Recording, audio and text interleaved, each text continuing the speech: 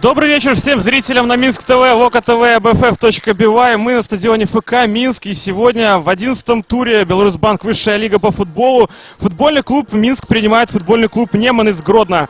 Погода сегодня потрясающая. Небольшой дождик сегодня прибил жару. И ничего не помешает командам показать потрясающий футбол. Вот неожиданно играет Максим Лукашевич под номером 50. Главным тренером является в Беларуси, а ему уже 27 лет. Яроцкий уходит в центр, бьет поворотом, и Сергей Курганский допускает ошибку, на добивании играет Бахар, но поднимает боковой судья флажок. И такой конкретный звонок, и Георгий Кантария с мячом действует очень опрометчиво и нарушает правила на Бахаре. Да, так и видим мы с вами, главный арбитр Сергей Цинкевич показывает на 11-метровый, и на 10-й минуте матча разбег Сергей Курганский против Васильева, и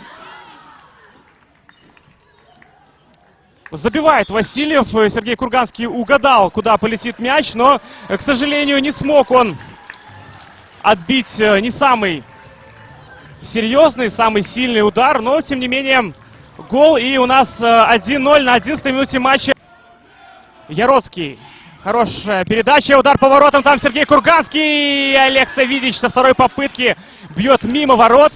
Ну и, наверное, снова скажем про то, что неуверенно играет Сергей Курганский. В первом эпизоде даже удалось забить Минску, ну и сейчас клубу Минск. Ну, естественно, если это было сегодня, то не пожалеешь игроков. Ну и Бахар выходит 1-1 с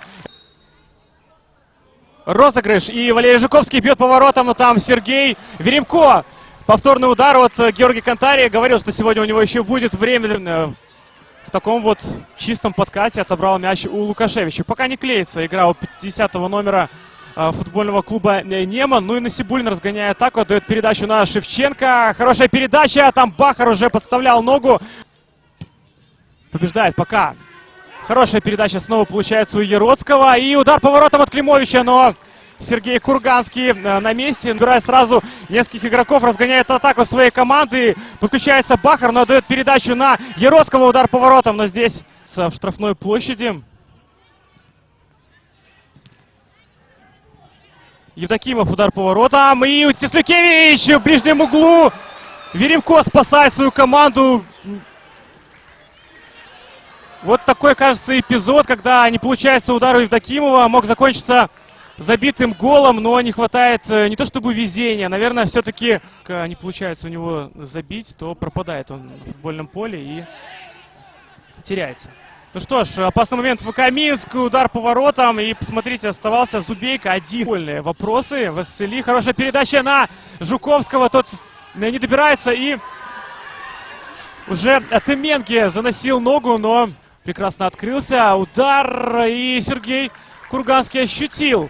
Тем не менее, очень неплохие сезоны бывали у Андрея. И посмотрите, Васильев отдает передачу на второго Васильева. Артем простреливает на Леонида Ковеля. И снова кажется, что все исключительно в ногах Леонида. Стоит только попасть по мячу. Но он получился Алыкулов.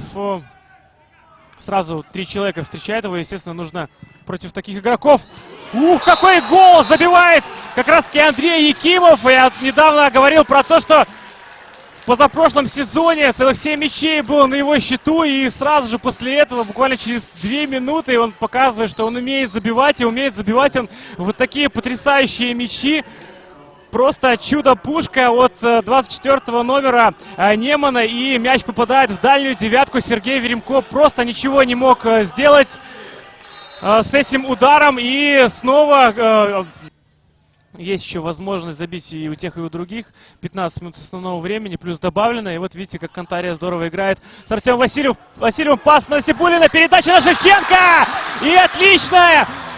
2-1 в пользу футбольного клуба Минск. Я говорил, что Евгений Шевченко в этом сезоне еще не отличался, но получил свою возможность буквально через 15 минут и забивает великолепный мяч после отличной атаки Минска. Все сделали очень четко. Васильев, Веремко. Конечно, такие передачи очень легко снимает наверху Сергей. Ну и заметим, что не первая передача от Бибе такая. Получается, Леонид Ковель по правому флангу, Васильев. Хорошая передача. Нет, казалось, что хорошая от Леонида. В 2010 году команда стала третьей. Подача. Удар по воротам. Ну и посмотрите, Кантария мог отквитать один мяч. Но сложное время. 2-3 последние минуты матча. Когда кажется, что время уже совсем заканчивается. И что? Шалыкулов бьет по воротам. Скорее всего, не отдавал он передачу на Теменге. Но тот то ли промахивается, то ли все-таки мяч ушел далеко.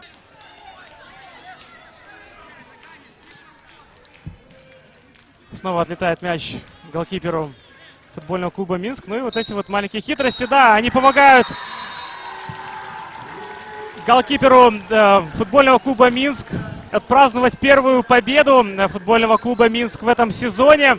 Давайте поздравим наконец-то игроков этой команды, молодой команды, молодого тренера, который наконец-то заполучил свои долгожданные 3 балла. Я повторюсь, Минск сегодня был неплох, Минск сегодня однозначно был лучше, и он однозначно заслужил эту победу, первую победу за 11 туров.